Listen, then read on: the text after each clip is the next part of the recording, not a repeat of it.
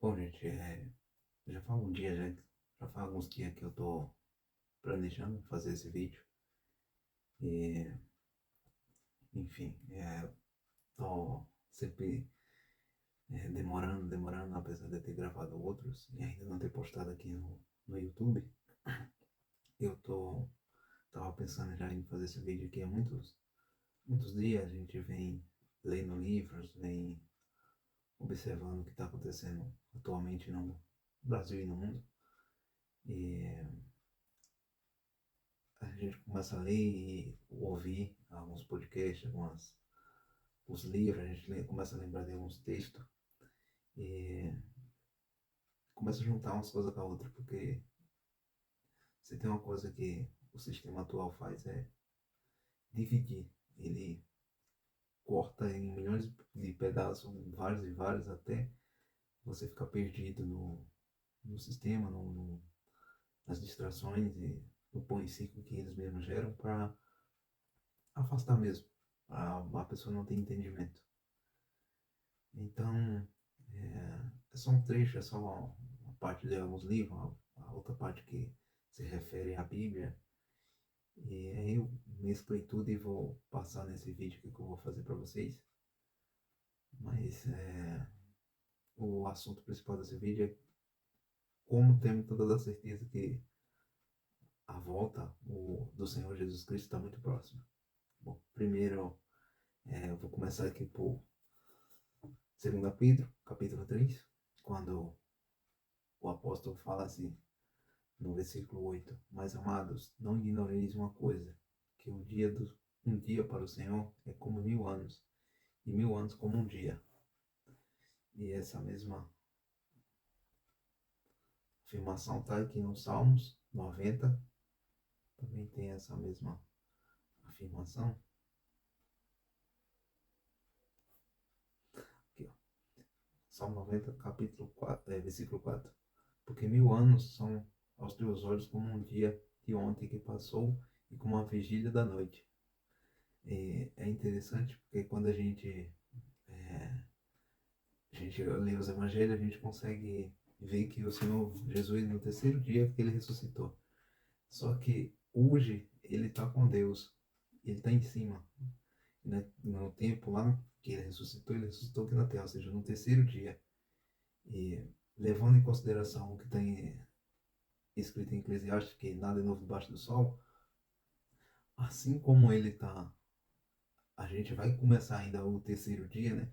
No caso, porque se a gente, a igreja Na igreja, o calendário da Igreja Católica começou a contar do nascimento dele. Mas tá errado essa conta. Não é a partir do nascimento do Senhor.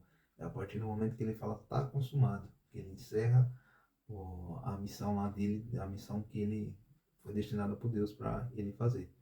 Então quando ele fala tá consumado ali na cruz, e entrega o seu espírito, ali começa a contagem do tempo. Então no terceiro dia ele volta, ele aparece exatamente para uma mulher, né, que é a Madalena, que no meu entender também é um símbolo da igreja, mesmo ela sendo uma mulher, aquela que vai buscar o Senhor, né, aquela que a gente vê também os textos no Evangelho, mostrando que todo mundo voltou e só ela que fica, ou seja, como a igreja também que vai ficar até o final, à espera do Senhor, na esperança de encontrar o Senhor, ao terceiro, quando for o tempo dele voltar, né. Mas esse texto aqui de 2 Pedro e do Salmo, mostra que no terceiro dia ele ressuscita. Ele ressuscita lá como nos evangelhos, porém aqui fala que um dia para ele é como 1000 anos para nós. Só que a gente vai começar agora em 2030, 2033, né, aproximadamente, a gente entraria nesse terceiro dia, porque se ele teve em torno de 33 anos, que foi o tempo de crucificação dele, então a gente leva em consideração também que 2033, ali 2030, 2033, era o tempo dessa virada do terceiro dia, que fala. Então isso para mim já é um tempo que mostra que ele está muito próximo.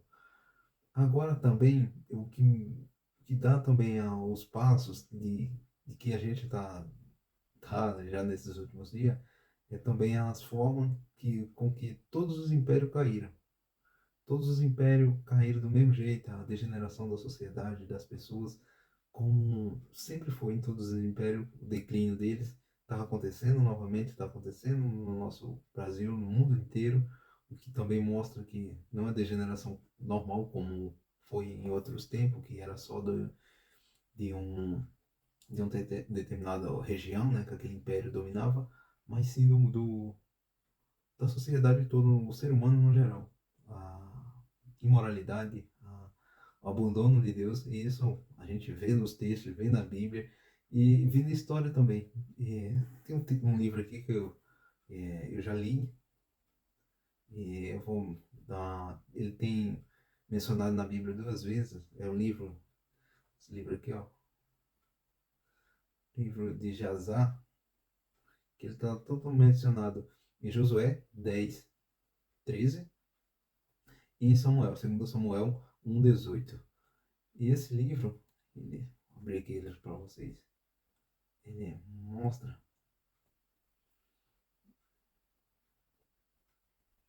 isso aqui é o livro de Jazar, capítulo 18.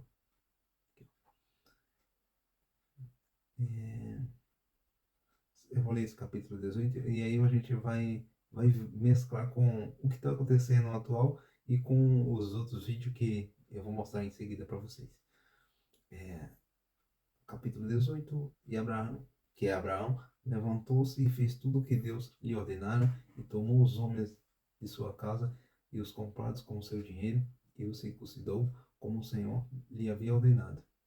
E não houve nenhum só deixado a quem ele não circuncidasse. E Abraão e seu filho Ismael foram circuncidados na carne do seu prepúcio. 13 anos de idade tinha Ismael, quando foi circuncidado na carne do seu prepúcio. E no terceiro dia, Abraão saiu de sua tenda e sentou-se à porta para desfrutar do calor do sol, durante a dor de sua carne.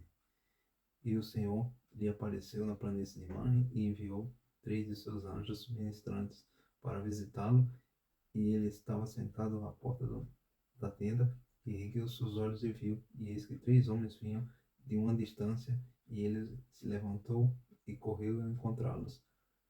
E ele se inclinou para eles e levou para sua casa. É, e eles lhe disse: Se agora tenho achado graça aos vossos olhos, vinde, comei um pedaço de pão.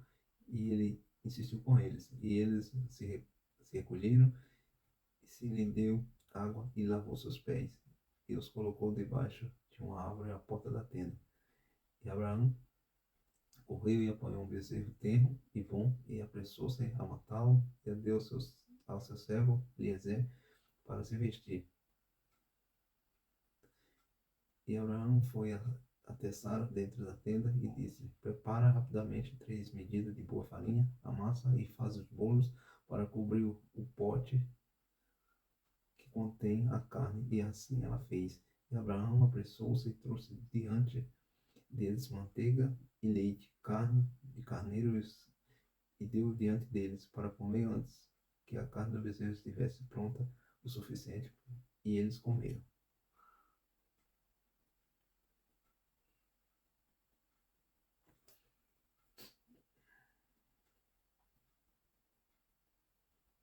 E quando eles tinham acabado de comer, um deles lhe disse: Voltarei para ti, de acordo com o tempo de vida, e Sara, tua mulher, terá um filho.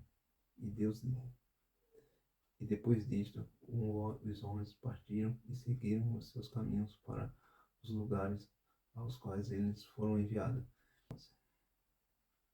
É aqui que eu quero mostrar para vocês a parte onde eu quero chegar. E naqueles dias, todas as pessoas de Sodoma e Gomorra e todas as 5 cidades eram extremamente perversas e pecaminosos contra o Senhor, e provocavam o Senhor com as suas abominações, e se fortaleciam em agir abominavelmente e escarnecidamente diante do Senhor.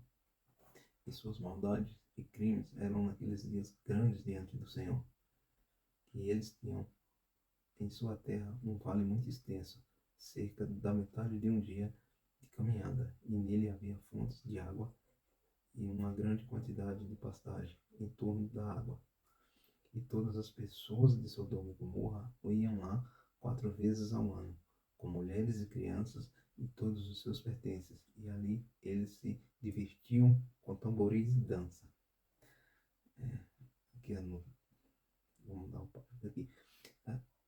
Isso lembra muito o carnaval, né, atual. Não só o carnaval, como todo final de semana, as festas de solstício também que acontecem no Brasil e no mundo todo aí, as 4 estações do ano, as festas, e tamboris e dança, né?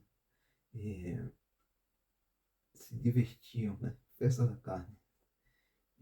Vamos continuar aqui no 14. E no tempo de diversão, todos eles se levantavam e agarravam as mulheres de seus vizinhos, e alguns agarravam as filhas virgens dos seus vizinhos, e eles as apreciavam, e cada homem via sua mulher e filha na mão do seu vizinho, e não lhe diziam uma só palavra. Ou seja, a baguncinha estava feita, né? A baguncinha estava feita.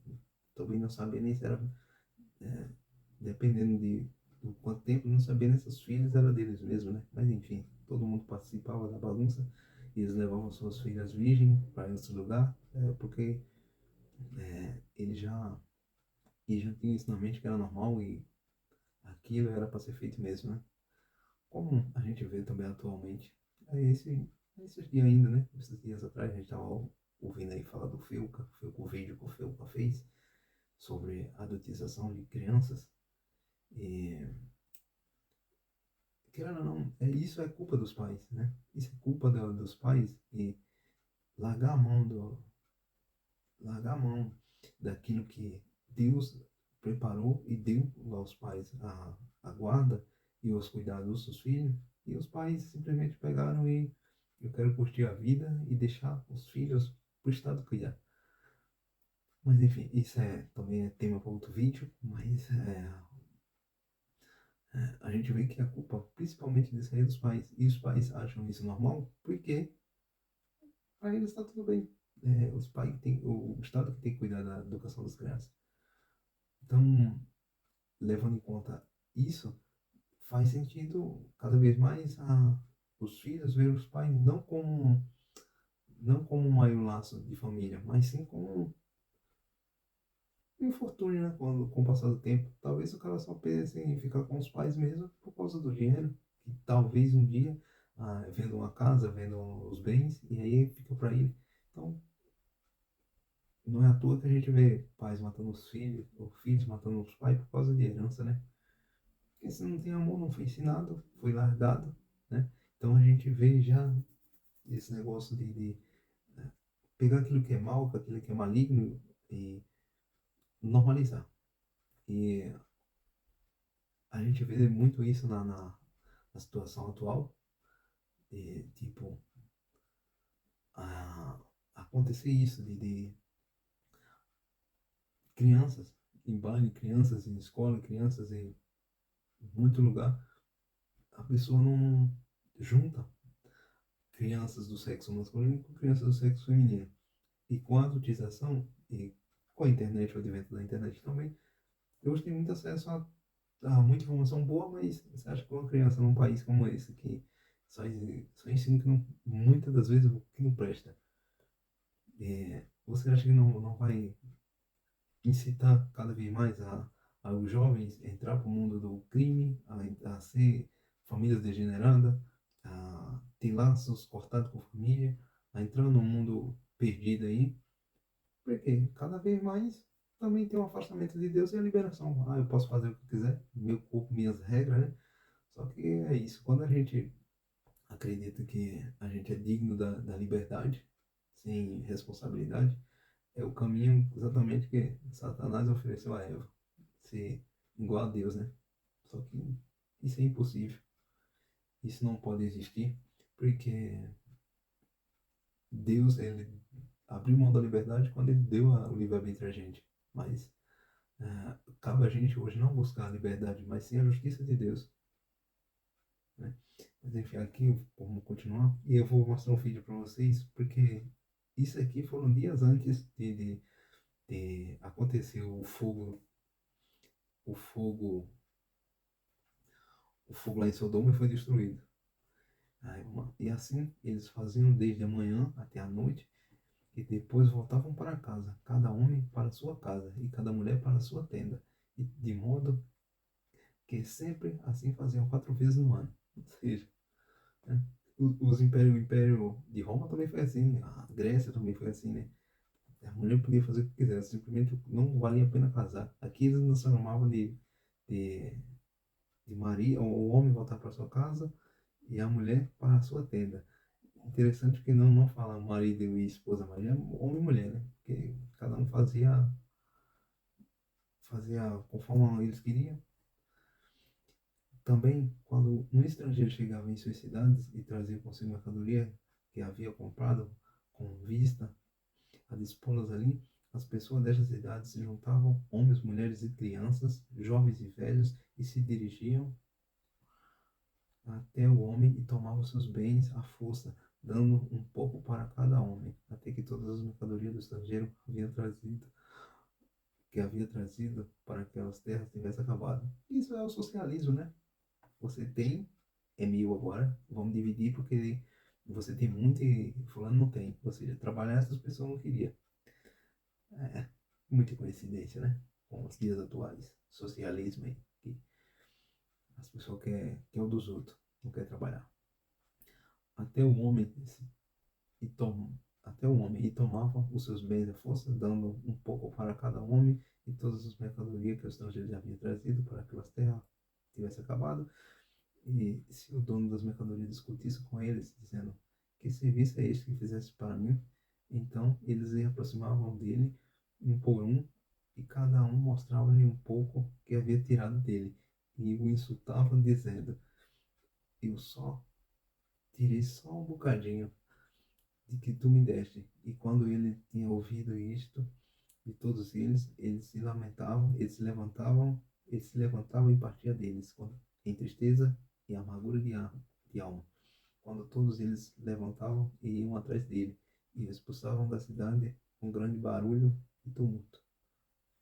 Igual os dias atuais aqui no Brasil, principalmente, né? Que a gente tem mais é, familiaridade com o que está acontecendo. Mas enfim, vamos pegar porque essa parte da sacanagem que rolava 4 vezes no ano aqui, no capítulo 15 aqui, é, o que isso traz geralmente de consequência. Vamos lá.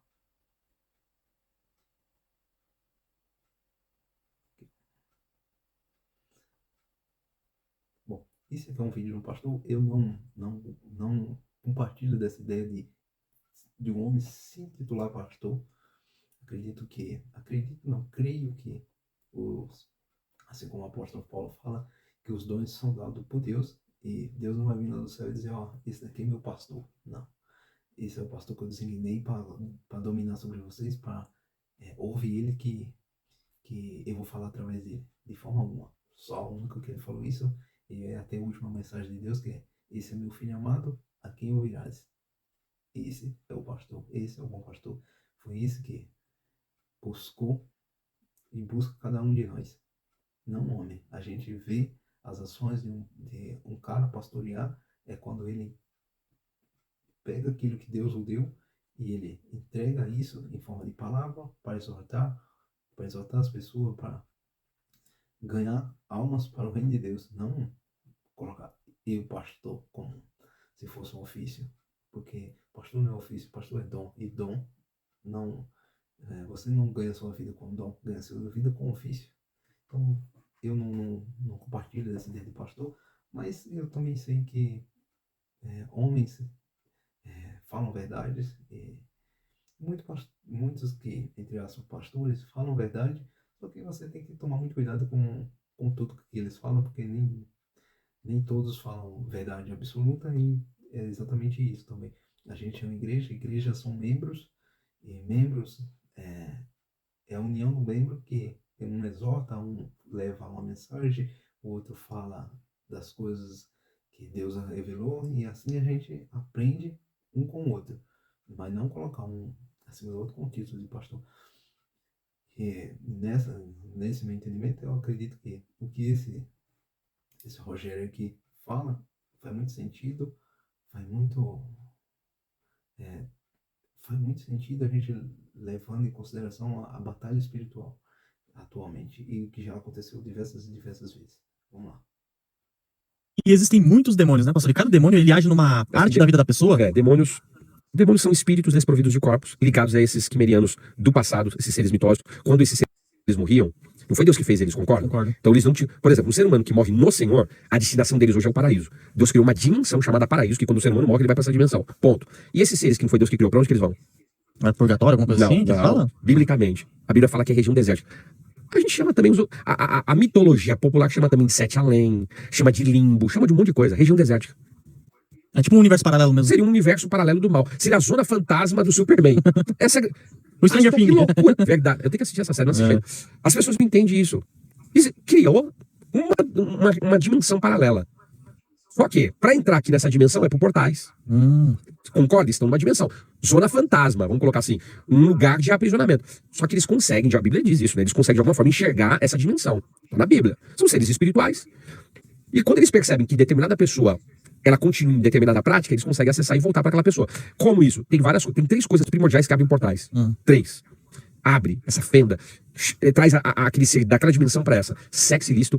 O que abre portal? Energização. Níveis de energização. O mundo, ele é eletromagnético. São níveis de energização. Então, por exemplo, isso aqui é um podcast, tem muita coisa sobre isso. Mas sexo tem energia? Tem. Pô, tem tanta energia que é capaz de fazer um ser humano. Todo ato sexual, o corpo, biologicamente, ele foi preparado para gerar uma criança. É ou não é? Sim. Alimentação tem energia? Nossa, se você não come, você fica o quê? Fraco? Bravo, perde. Aqui, ó. A gente já viu a questão do sexo ilícito. A gente tem uma passagem que o Senhor Jesus até fala assim que o corpo limpo, ou seja, foi tirado, foi expulsado daqueles demônios. Eles vai ficar rodando e voltam. Quando eles voltam pior e com os amigos, os colegas dele juntos, né? O sexo ilícito é exatamente isso. Toda vez que tem esse caso do sexo ilícito, todo mundo pode pegar todo mundo pega geral, acontece que esses espíritos, eles vêm para essas pessoas, atormenta, criam um caos, esse caos degenerado de afastar as pessoas cada vez mais de Deus, e aí acaba estourando em mais gente ceifada. E é o próximo que ele vai falar aqui, que é a questão do sangue derramado, né? Que isso é o que mais atrai os demônios para esse mundo. Então a gente consegue entender que você começa com a parte física, né? Ou a questão do ato sexual, para liberdade, né? Para aquele ato sexual que é a forma mais fácil de você atrair milhões e milhões de portais e trazer esse demônio para essa dimensão. Quando está nessa dimensão, muitos começam a agir demoniado e tal, e começam a atormentar as pessoas de forma a muitas a não querer mais viver, outras incitar mais, trazendo mais esses espíritos do mundo para incitar mais pessoas a degenerar, a ficar como em Sodoma e Gomorra, como está no livro ali, participar dessas festinhas, né, que rola de tudo. E conforme isso mais acontece, mais gente já depois se degenera, mais gente rouba, né, que nem estava lá no final do livro lá também, capítulo lá. E isso é uma forma de eles criar uma crise para até o declínio daquele império. E a gente vê isso no mundo atual, vê essa libertinagem, essa derramamento também do líquido vermelho, né? Atua aí muitas das vezes de forma muito banal. Exatamente com o intuito já de criar, que esse império já está muito próximo de cair. Vamos continuar. Fica até mal-humorada. Quer dizer, tem muita energia. Tá, olha só, sexo, alimentação e o outro é sangue derramado. Sangue derramado é a maior energia do corpo, é a energia vital. O que as entidades mais requerem? O que tem mais poder no espiritual? Sangue derramado.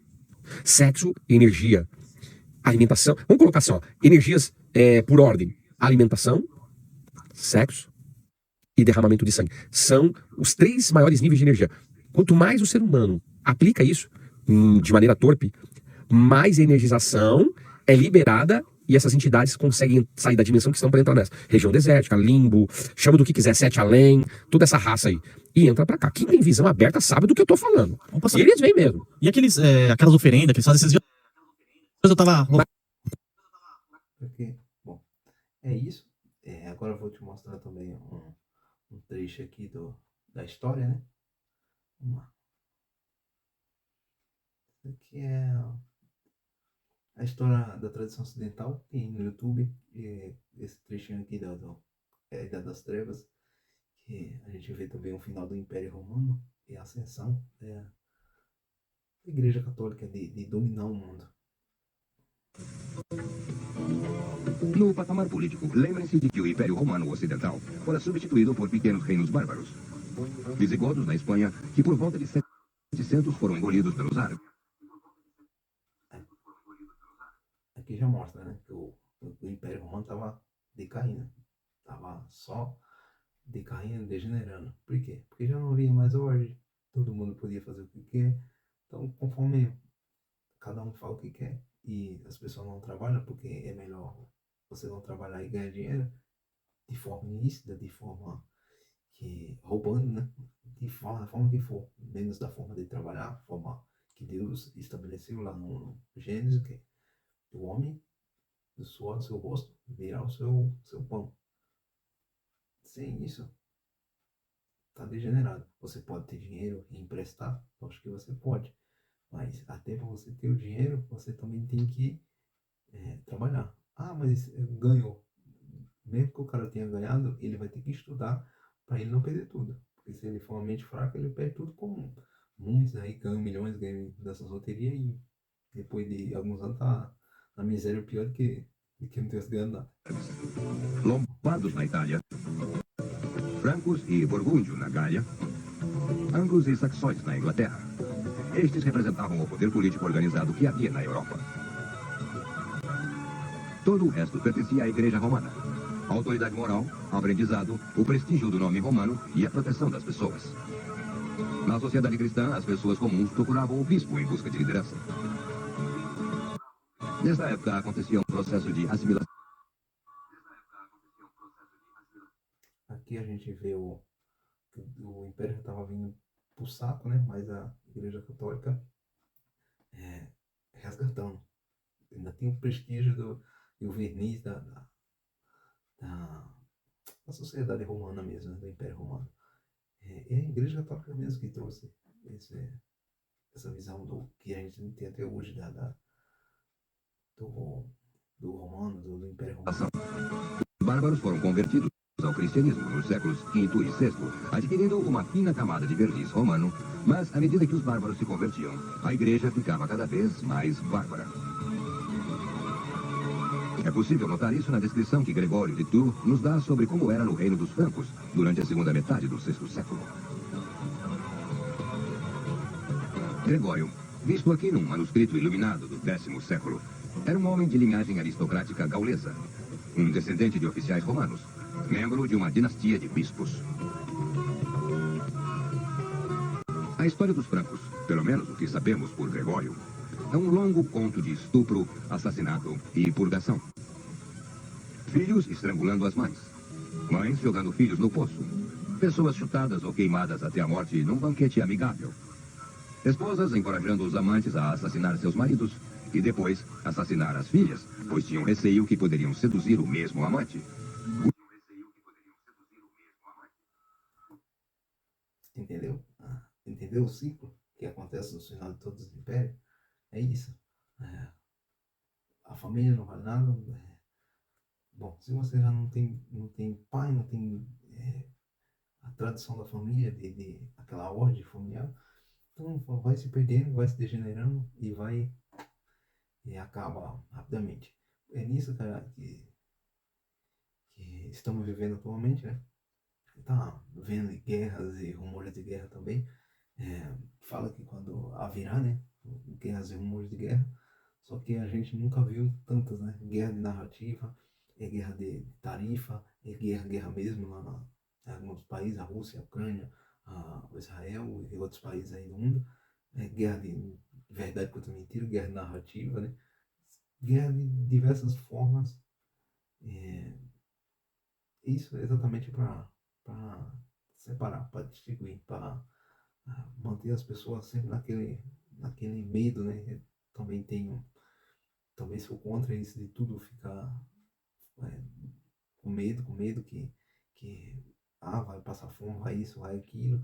Gente, impérios sempre caíram e outros sempre se levantaram. Me parece muito que o império que vai se levantar agora não é um império muito bom e não vai também durar muitos dias. Mas não é um império que, com a tecnologia que a gente tem hoje, que nunca teve na história da humanidade, provavelmente seria assim já o planejamento para a volta do Senhor.